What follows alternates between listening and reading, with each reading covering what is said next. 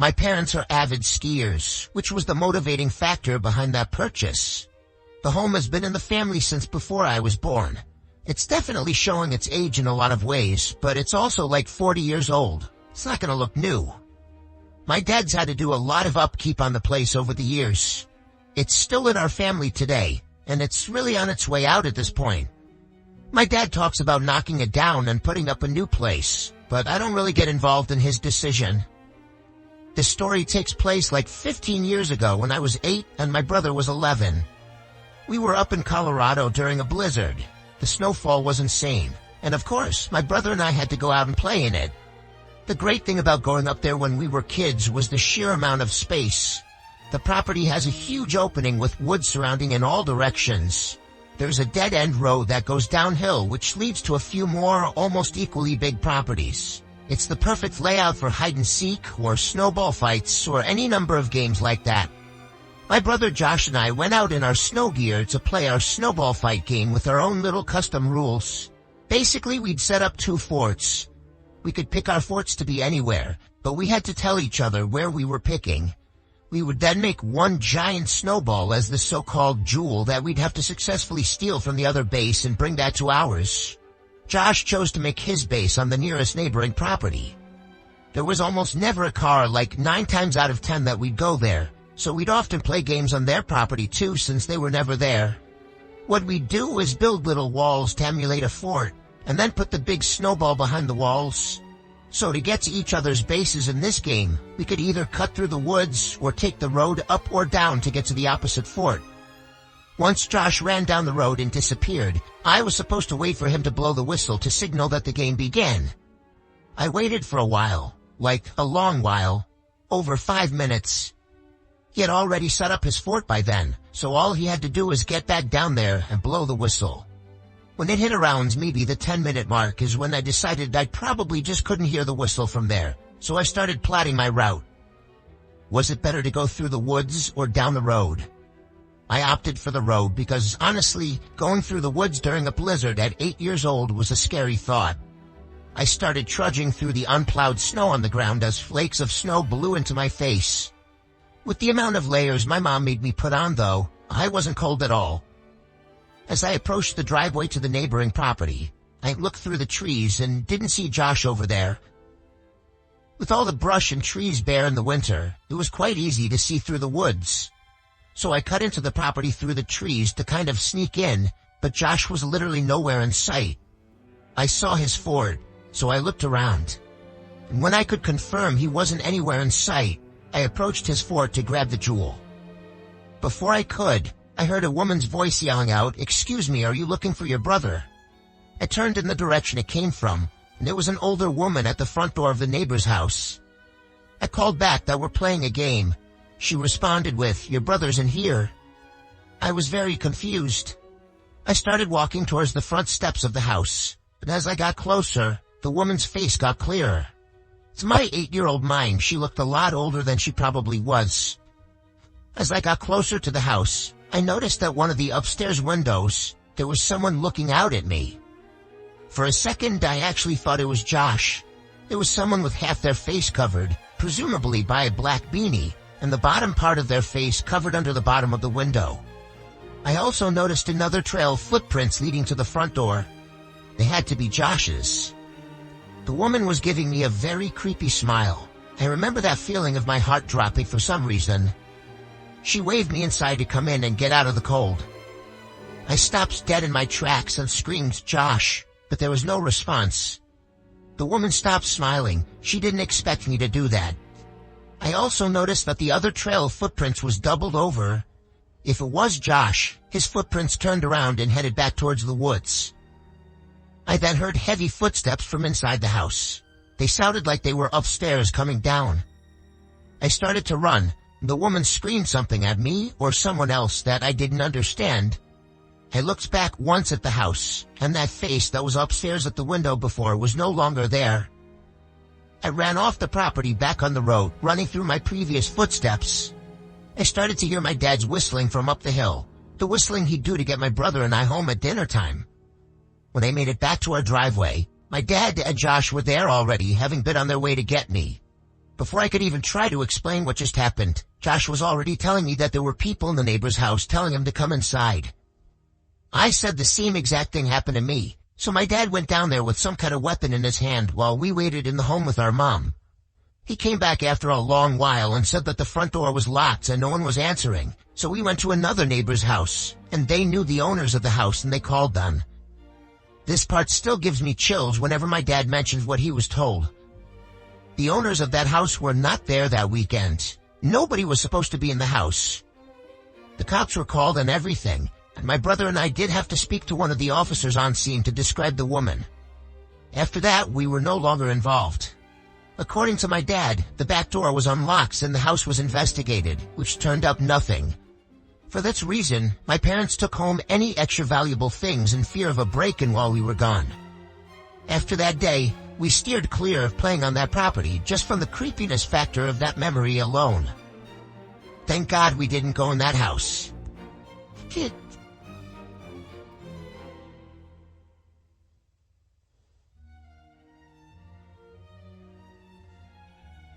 I've been skiing for as long as I've been able to walk. My parents used to ski competitively. That's actually how they met. So it was really important to them that my siblings and I learned as early as possible. Fast forward about 20-odd years and that's how old I am now.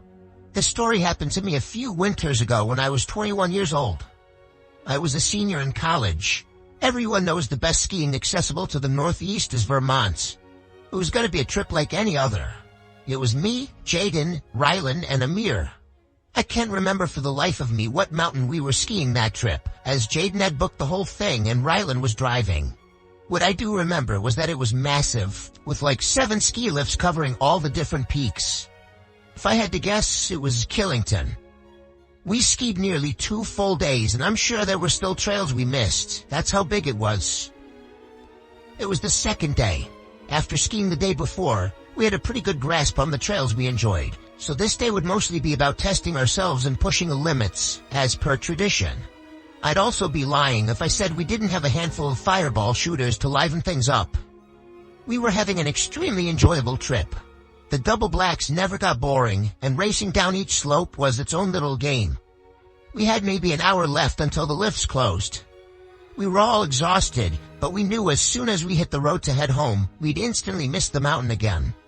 We were contemplating how we would end the trip at the top of the lifts when 2 girls without their helmets made their way over to us. Now this might sound a little odd to some people, but I wouldn't be doing this story justice if I left out this detail. The girls, one brunette and one blonde, were drop-dead gorgeous. And I don't say that in any type of strange way. They were just objectively 2 of the most beautiful women I'd ever seen in person. It was disarming. They introduced themselves as Taylor and Devin, and we started making small talk. They basically told us that they were bored because the mountain was full of older folk, which was actually something I'd remarked to my friends about the day before. So it made sense why they approached us. A group of young guys that seemed around their age. Devin seemed like a really seasoned skier, as she kept asking Amir all these technical questions about his skis. Him and Rylan actually owned their own expensive skis as opposed to renting like Jaden and I always did, which the girls seemed to be impressed with. Taylor made a comment about our shooters, and we jokingly told them that the alcohol unlocked our true ski potential or something dumb like that, which they found funny. To our surprise, Devin pulled out an unmarked bottle and taunted us, calling us bitches for sticking to a drink as tame as Fireball. The 4 of us welcomed the challenge and happily swigged some of their bottle, which I could tell sent Rylan a little over the edge. He tends to drink more than he can handle, so this wasn't too surprising. I made a note not to drink too much because something about this whole situation just rubbed me the wrong way. I still had trouble believing that these 2 girls would want anything to do with some dumb kids like us, especially since we were all wearing helmets and our faces weren't exactly visible. Things were going really well though. Amir was being his usual overly flirtatious self, but Taylor seemed like she was into it, so I didn't complain. I figured we were just going to spend the remainder of our time on the slope with these girls, which I didn't really mind too much. Hell, maybe they knew something we could do after the slopes closed. Just then, Devin asked us if we had skied down a trail called Devil's Forest, a name which I definitely didn't recognize. Our other friend Chase would have had the trail map memorized as he's literally a walking GPS, but he wasn't with us. We told him we hadn't, and they explained that it was a glade trail that's a little obscure and rarely open. For those who don't know, glades are basically trails that extend in between trees so that you're skiing through a forest. We actually enjoyed skiing glades more than anything else, so this Devil's Forest trail piqued our interest. We told them we were game, and they motioned for us to follow them. We reached a choke point on our skis, and they told us to take them off because we had to walk slightly uphill for a short while. I could tell we were in a relatively desolate part of the mountain, as the snow was perfectly fresh and there was no one around. The thought of an adventure was kind of invigorating though, so I thought nothing of it. Drunk and curious, we clipped our skis off and followed the girls up the mountain. Amir and Rylan ran ahead, presumably to flirt some more with them, and Jaden and I hung back a little bit to give them some space. As we followed, I could tell Jaden looked a little wary, so I asked him what was on his mind. I like to think of us as the rational, level-headed ones in the group. Amir was too unpredictable and impulsive, and Rylan would follow a girl if she led him off a cliff. Jaden said that it was weird that this supposed trail would be inaccessible from a ski lift, which I agreed with. I had never had to walk uphill to reach a trail before. We agreed to just keep a keen eye on things. What could two girls do to a group of 4 big guys anyway? They led us into the forest, and the terrain finally started leveling out. Jaden and I caught up with the group, and it was apparent that Rylan and Amir had both made considerable progress. Rylan had his arm around Devin, who was smiling and laughing. They pointed in the same direction we had been traveling, which had all of a sudden become a downward slope. I sighed, knowing this was another instance where we could have used Chase's help. He would have known exactly where we were and where this trail would have led. Jaden was still skeptical, and asked the girls if they were sure that this was a real trail. They responded yes, and told us that it would also take us right back to the lifts. Before I could say anything, Devin pulled the bottle out again and told us we had to finish it. Amir and Rylan happily took some hefty swigs, but when the bottle got around to Jaden, he said he was drunk enough. As soon as he spoke, I could have sworn Devin's smile became a really angry scowl for a split second. But by the time I blinked, she was smiling again. I must have been the only one to notice, because I looked around at my friends, and their expressions were all normal. She put on a seductive smile and batted her eyes at Jaden, asking him nicely. He reluctantly grabbed the bottle, if just to shut her up. By the time it got to me, I put the bottle up to my mouth, but didn't actually drink. Everything about this encounter was triggering alarm bells suddenly in my head. I handed the bottle back to Devin, who put it away. I noted that neither girl drank this time around. It dawned on me that I hadn't seen either one of them drink anything this whole time. I checked my phone, half an hour until the lifts closed. I tried to come up with some excuse for why we couldn't ski this trail, saying that we wouldn't have enough time to get back up and down the mountain to where we had parked. The girls insisted that we'd have enough time and that the lifts were connected on the bottom anyway. Then, without warning, they told us that we were wasting too much time and took off toward the slope, telling us to follow them if we could. Amir and Rylan immediately followed, clearly hoping for a favorable outcome at the bottom. Jaden and I obviously didn't want to, but figured we had no choice but to follow. So that's what we did. I let Jaden lead the way, because after all, this was still a challenging-looking slope, and skiing in the forest is no joke. I'm not sure what I was expecting, but when we made it to the bottom, I was relieved. The 4 of them were at the bottom of the slope, laughing and flirting like they had been before. Jaden and I caught up with the group, but something was wrong. There wasn't a lift in sight. We were still surrounded by forest on all sides. I sternly asked the girls where the lift was, and they told me to stop worrying and that it was close by. Then they said they'd take us there in a few minutes. I relaxed a little, assuming that I was worried this whole time about nothing. As I was rubbing my eyes, I heard a distinct thump in the snow. I opened them to see Rylan, who was literally passed out on his back in the snow. The girls laughed, calling him a lightweight, but I could tell it was more serious than that.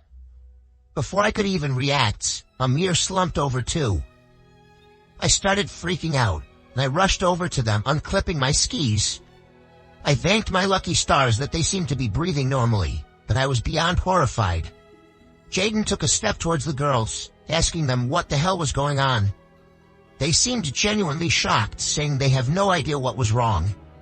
Jaden took another step before he too passed out in the snow. I stared in shock, still trying to wrap my head around the gravity of the situation. I just couldn't fathom that this was happening to us. My head started spinning, and I was sure that I was next. The girls had stopped pretending by now, and they looked at me like they were waiting for me to pass out. I felt myself getting dizzy, so I sat down in the snow, even though I wanted to stay on my feet. I demanded to know what they had given us. They didn't respond or even move for that matter. I yelled at them over and over again, but they still didn't react. I wanted to get up, but I quite literally couldn't stand. I didn't pass out though. I kept my eyes open the whole time. Eventually, Taylor turned to Devin and said something along the lines of, "You must have not drank enough." She looked more pissed off than anything. Devin cursed before telling Taylor that they had to go. I was still frozen. After unclipping their skis, I watched them take Amir and Ryland's skis before trudging off into the woods. I had to do something, but my body still felt numb. I couldn't just let them walk off with my friend's skis. I knew they wouldn't be able to move that fast carrying 2 sets of skis each, especially through the snow. Another few minutes passed and I started to regain control of my body. I stumbled after their tracks in the snow, but it was actually freakish how far they'd gotten, even with all that added weight. Eventually, I turned a bend and saw them in the distance, way ahead of me. I figured as long as I kept them in sight, I'd be able to track them down. I followed for a couple minutes, and that's when things got crazy. The forest gave way to a clearing, which I could see turned into a road. We must have literally been on the opposite side of the ski mountain, which made sense looking back. That's when I noticed the van parked in the distance. I stopped in my tracks at the edge of the woods. The side of the van opened, and 4 big-looking dudes stepped out to intercept the girls. The girls motioned for the guys to get back in the van, and one of them turned and pointed directly at me. That's when I realized I was in too deep, and also felt like an idiot for leaving my helpless friends unconscious in the woods. The guys from inside the van seemed to be debating whether or not they should leave or chase me, and I wasn't waiting another second. I started wobbling back the way I came, knowing I'd be able to find my friends on the account of the tracks I left behind in the snow. I found them, still passed out. I figured Jaden had had the least to drink, so I tried shaking him awake first. After a couple of handfuls of snow to the face, he was awake enough to talk. I told him what had happened, still in shock. We tried waking Amir and Rylan up, but had no luck. Jaden and I figured we had no better option than praying those guys didn't decide to track us down, but they never came. I might not be telling the story if they had. We waited about an hour for our friends to wake up, and when they finally did, we told them everything. We had a million questions. Who were those girls? Who were those other guys? What were they going to do to us? It was chilling imagining what could have happened had I not been quick enough to pretend to drink. Best case scenario was that we would have just woken up robbed, but even that would have been horrible. Something tells me that no one would go to those extremes just to rob some broke college-looking kids. Besides, who really keeps valuables on them when skiing? I guess Amir and Ryland's expensive skis weren't worth stealing, but it still felt like overkill. Plus, how would they have even known that we had expensive skis with us as opposed to renting? Things didn't make sense. Finding the car was hell. Reporting it to the police was hell. The drive back home was hell.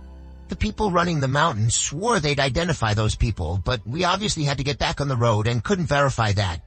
The police took it a little more seriously and told us we'd be updated should anything come up. I think it even made local news, but it's been years now, and they obviously never found everything. To this day, we have no idea what kind of roofie they even gave us. Nothing online described anything that was so effective so quickly, especially on a moderately small amount. Our best guess was that the substance was a mix of drugs, which makes sense because all my friends were feeling kind of woozy after they woke up. Those girls and whoever else was behind the whole thing were some sick people. I can only hope it was just an elaborate robbery and nothing more sinister.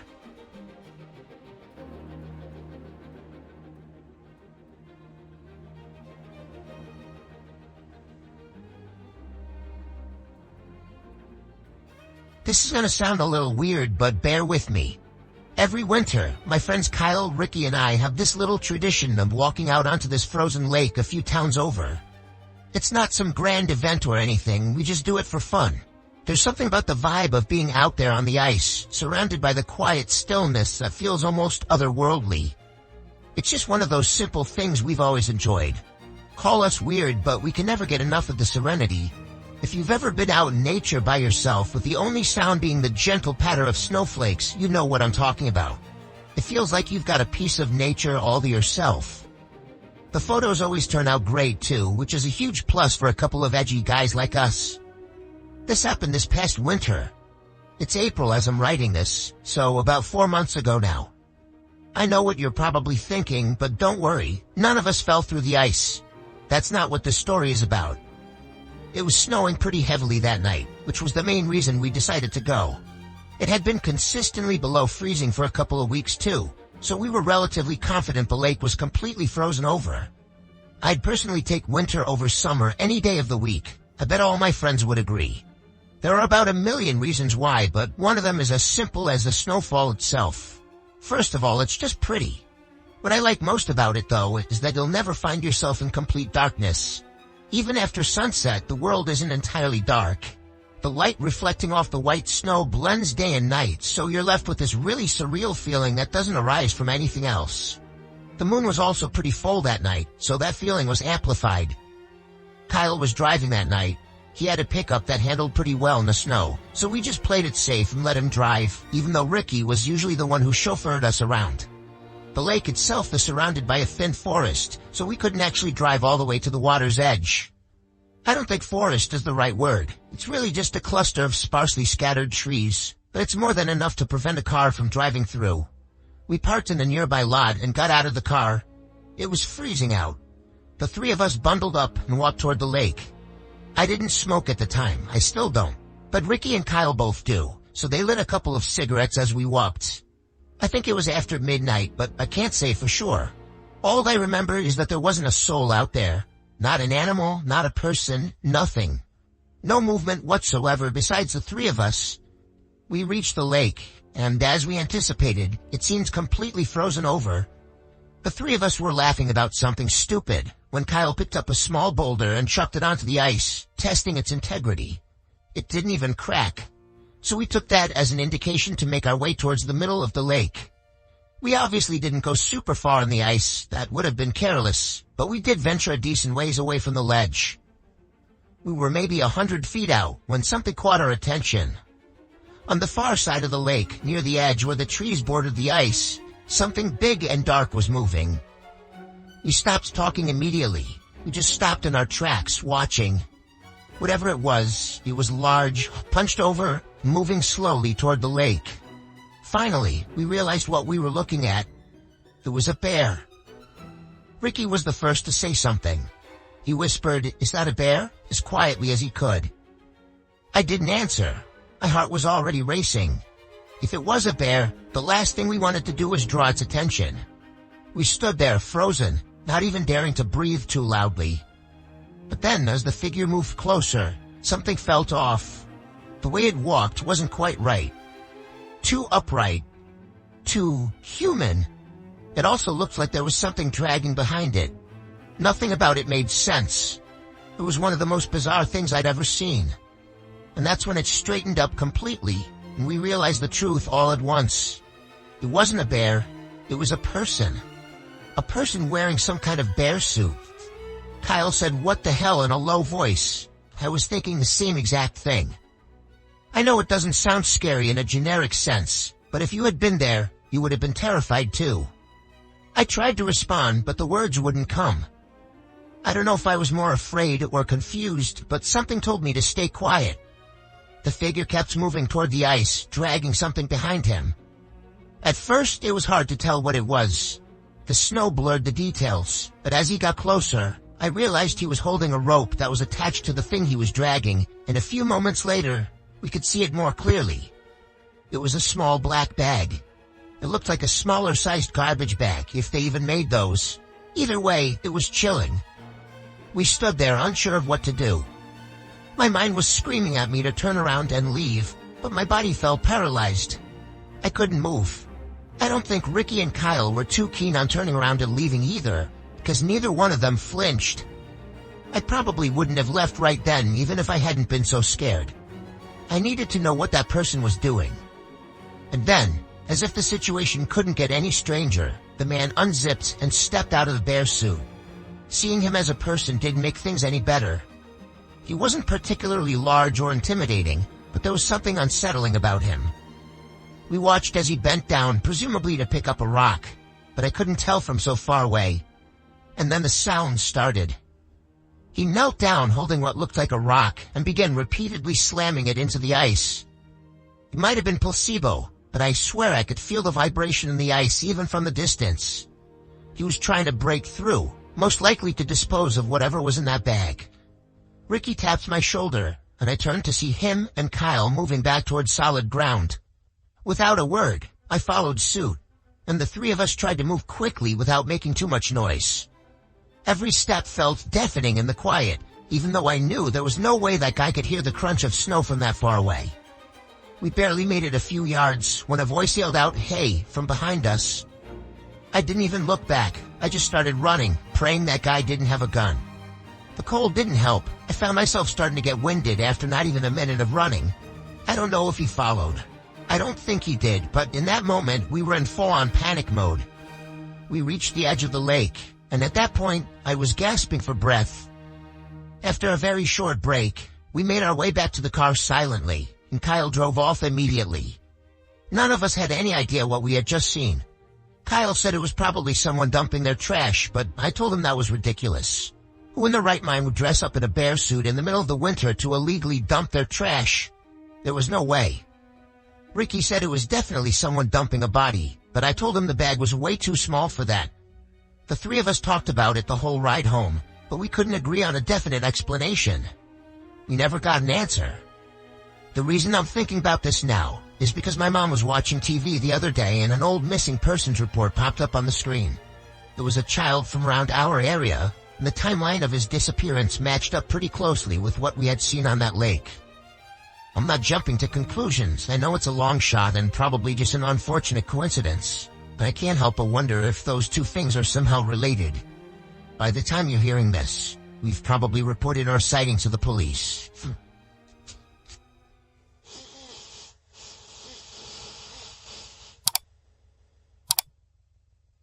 If you find this video interesting and useful, don't forget to subscribe to the channel and turn on the notification bell to stay updated with the latest videos.